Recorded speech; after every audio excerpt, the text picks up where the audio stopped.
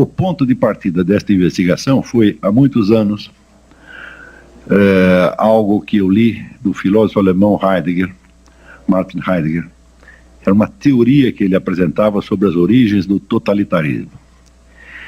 Ele dizia que a origem remota do totalitarismo estava na entrada da modernidade, quando, com René Descartes, a filosofia proclama a possibilidade que o indivíduo humano tem de chegar a um conhecimento de validade universal a partir tão só do exame de si mesmo e de uma espécie de introspecção.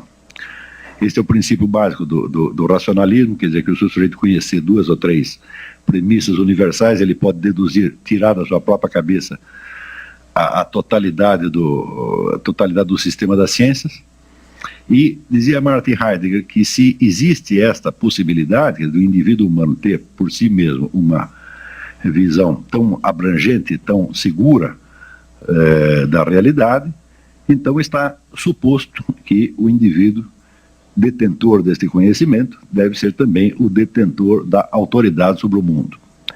Ele raciocina que não pode haver o totalitarismo sem a ideia de um controle total da sociedade e do processo histórico, e essa ideia, por sua vez, também não poderia existir, segundo ele, sem um conhecimento total e abrangente da realidade. Então, a pretensão de conhecimento desse novo tipo de indivíduo que emerge com a ciência moderna estaria aí a raiz do totalitarismo. Eu vou ler um trechinho para vocês de um livro majestoso, um estudo magistral sobre isso, de um autor chamado Alain Reynaud. O livro chama-se A Era do Indivíduo. Ele escreve um pouco, às vezes, com aquele estilo um pouco pesado e tortuoso que é tão característico dos filósofos franceses, mas vale a pena. Ele diz: em toda uma tradição que, partindo de Heidegger, conduz tanto a Hannah Arendt quanto a Claude Lefort, o fenômeno totalitário vê-se interpretado através da sua relação com o reino da subjetividade, segundo um raciocínio não desprovido de sedução. O totalitarismo define-se, com toda evidência, como a tentativa de uma política de dominação total. Ora, tal projeto não pode ser concebido senão lá onde o campo sócio-histórico é representado como suscetível de ser integralmente controlado por um poder que o tornasse transparente e que racionalizasse todos os seus aspectos e que logo se tornasse o seu senhor e possuidor. O senhor e possuidor é a expressão de Descartes, é o homem como senhor e possuidor da totalidade da natureza. Nesse sentido, o fantasma da dominação total não seria senão o último e o mais monstruoso rosto da promoção moderna cartesiana da subjetividade. Muito bem, essa é a teoria de Heidegger, né? O totalitarismo.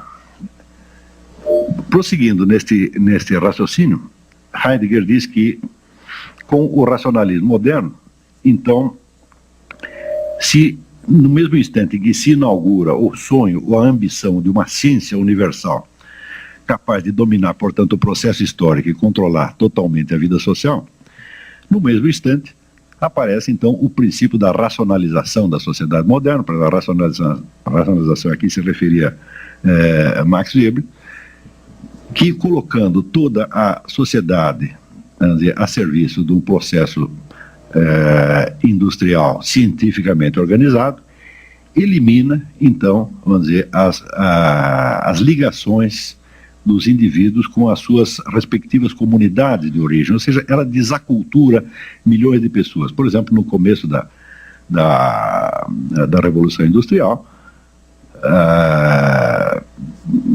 massas inteiras de antigos artesãos abandonam as suas coletividades, abandonam as suas pequenas cidades e vão para a cidade grande, para a capital, onde se tornam operários de indústria ou desempregados. Então, criando uma multidão de pessoas desarraigadas, que já não tem mais aquela identidade cultural originária, aquela ligação pessoal que tinham com as suas comunidades de origem e que agora são como se fossem átomos soltos no anonimato da sociedade industrial. Então, estes dois processos que Heidegger menciona, primeiro esse a ideia do controle total da mente humana sobre a realidade e a ideia do desarraigamento, aí estariam, vamos dizer, duas fontes, então, do totalitarismo moderno. Por um lado, pela ambição, vamos dizer, do controle total e, por outro lado, pela desumanização causada, vamos dizer, por esse rolo compressor da sociedade moderna que esmaga as pequenas comunidades, as culturas tradicionais, e instaura em lugar deles a máquina anônima e impessoal da sociedade industrial. Este diagnóstico que eu li há mais de 20 anos e me pareceu razoável no momento, só que mais tarde surgiram duas perguntas. A primeira pergunta é o seguinte, quer dizer que se o totalitarismo começa com essa exaltação da inteligência individual e da consciência individual, como é possível que a primeira coisa que o totalitarismo faça ao se instalar seja justamente esmagar todas as consciências individuais? Na verdade, se alguma consciência individual tem o primado num regime totalitário, só pode ser a consciência individual do governante e a todas as outras é negado, então, um privilégio similar de conhecer a realidade tão bem quanto ele acha que conhece. De modo que, se alguma consciência individual chegou a ser, vamos dizer, exaltada e dignificada durante os regimes totalitários, certamente foi a de Hitler, de Stalin e assim por diante. Mao Tse-tung, mas não certamente a das demais pessoas que viviam sob o seu domínio. E a segunda pergunta é, como é que, se Heidegger conhecia tão bem o espírito do totalitarismo, as suas causas, etc., como é que ele arrumou uma carteirinha do Partido Nazista? Me parecia um pouco inconsistente a coisa, né? Então,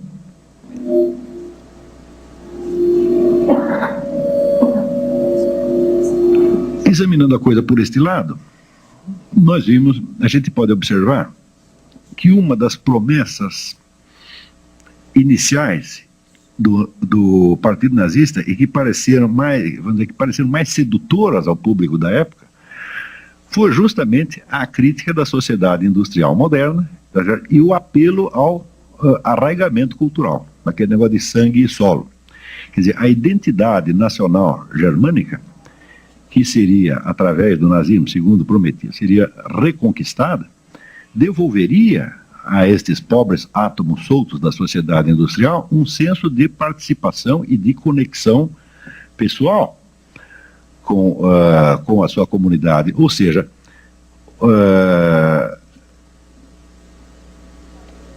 voltaria a restaurar um senso dentro da distinção de sociedade e comunidade. Quer dizer, o nazismo prometia uma restauração do senso de comunidade, tá certo? Sobretudo através, vamos dizer, da ligação com os símbolos nacionais, com o culto da raça, esse negócio todo. E isso pareceu ao público, então, bastante atraente durante algum tempo. Acontece que, se isto de fato aconteceu, então é evidente que a explicação de Heidegger para a origem do totalitarismo está errada.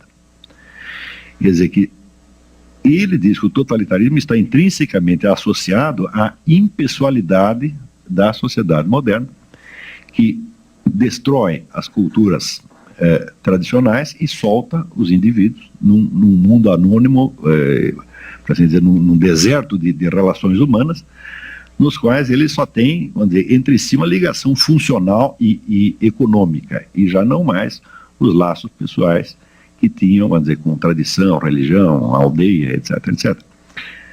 Ora, mas se foi possível criar um novo totalitarismo, o totalitarismo nazista, né, com base na promessa exatamente contrária, então quer dizer que esta relação intrínseca que Heidegger está vendo entre a impessoalidade da sociedade moderna e o totalitarismo não existe. Quer dizer, a coisa deve ser outra, a linhagem deve ser outra, completamente diferente. Ou seja, é possível você instaurar um totalitarismo de tipo, vamos dizer, anônimo, organizativo, voltado totalmente para a modernização industrial, e é possível também instalar um outro totalitarismo com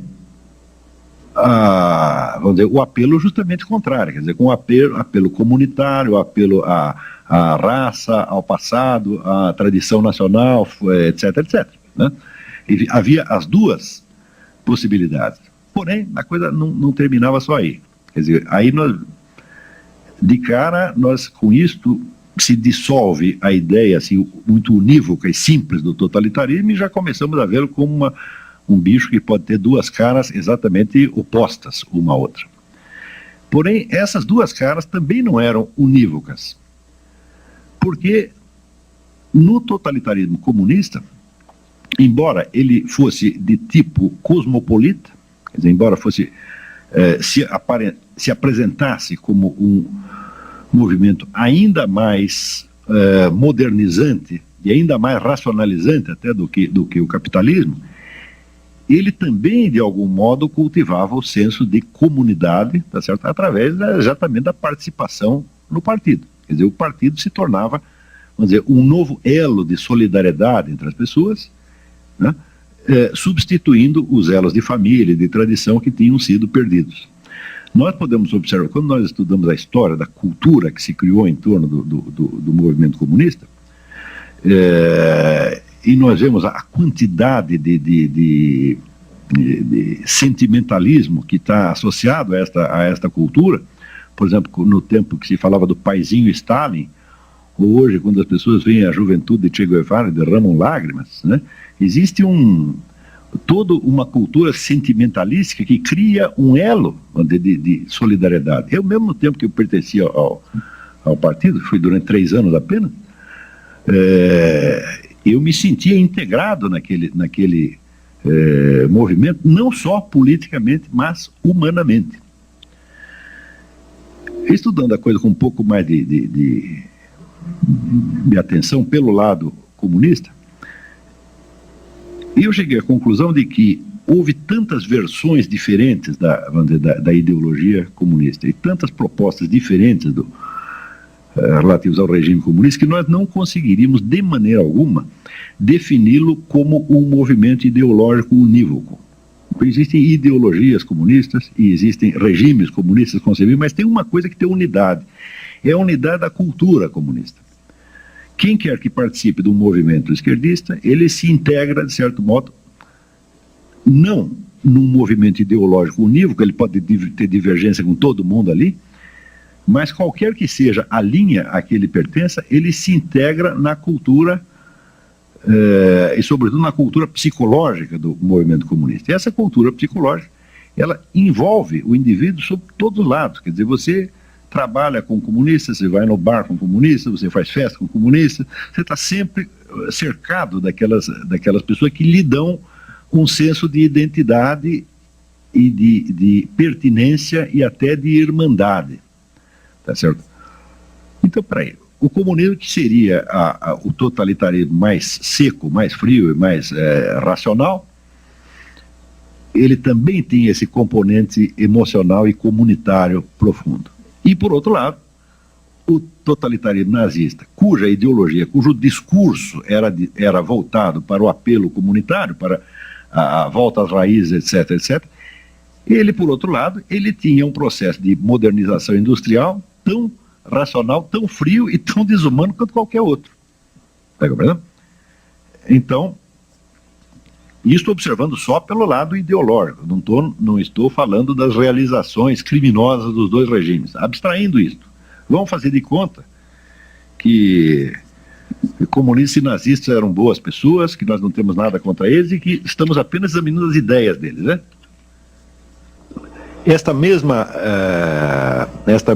dualidade que nós usamos agora de comunidade e sociedade ainda pode nos servir como uma pista para investigar isso aqui, no seguinte sentido: em toda a sociedade humana que existiu até hoje, toda e qualquer sociedade humana, sempre existe, por um lado, os papéis sociais que as pessoas desempenham, ou seja, a identidade social que cada um tem, como, por exemplo, no momento eu me compreendo a mim mesmo como conferencista e vocês como auditório de conferencista, né? O Arthur Rothenberg se entende a si mesmo como presidente da Hebraica, etc, etc. Vamos dizer, são as identidades que nós desempenhamos na sociedade, com as quais nós nos mostramos e nos compreendemos a nós mesmos na sociedade.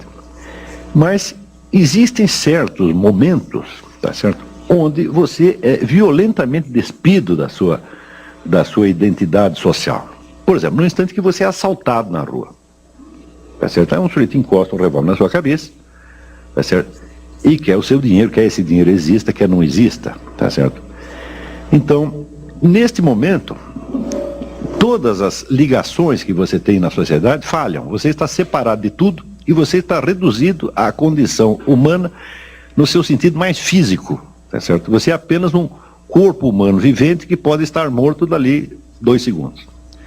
Ou seja, os seus compromissos sociais não contam mais, os seus deveres sociais não têm mais a mínima importância, naquele momento você está dispensado de todos eles, e os benefícios que você espera obter da sociedade também não existem. Uma outra circunstância onde você é desligado da sua identidade social por exemplo, por ocasião de certas experiências extremas.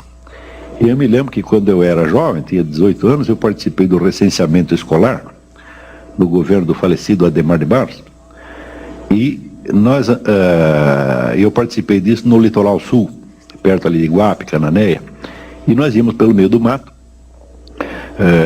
procurando os moradores para ver se tinham crianças, quantas crianças tinham, se estavam na escola, se não estavam, etc, etc. E chegou uma hora que nós nos perdemos. E ficamos 4 dias, estava eu e mais 2 funcionários, 4 dias no meio do mato, tá certo? Então, ali nós sentimos o que era estar totalmente desamparado das nossas conexões sociais. Ali não havia mais, nenhum de nós era nem mais cidadão brasileiro, nem eleitor, nem pai, nem mãe, nós éramos apenas organismos humanos ameaçados. Uma outra situação que provoca este desligamento seriam, por exemplo, experiências com drogas. O drogado não tem uma identidade social, ele não sabe quais são os seus direitos e deveres sociais, etc, etc. Ele está reduzido a um conjunto, vamos dizer, de sensações e imaginações que assinalam a sua condição de corpo vivente, de organismo vivente, tá certo? E nesse instante, ele pode se relacionar com outras pessoas, mas não através do papel social. É um tipo de relação mais primitiva, tá certo? E que implica, por um lado, a total insegurança, mas por outro também a total liberdade.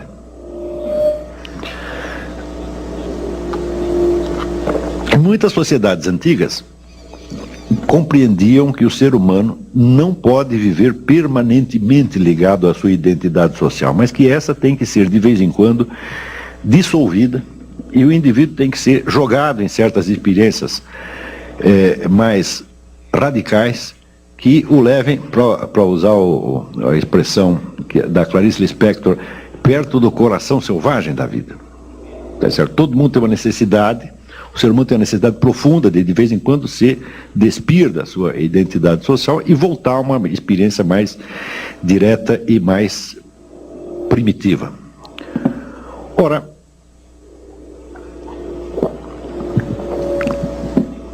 se entender essa diferenciação dos papéis sociais e da experiência mais direta, ficou claro isto?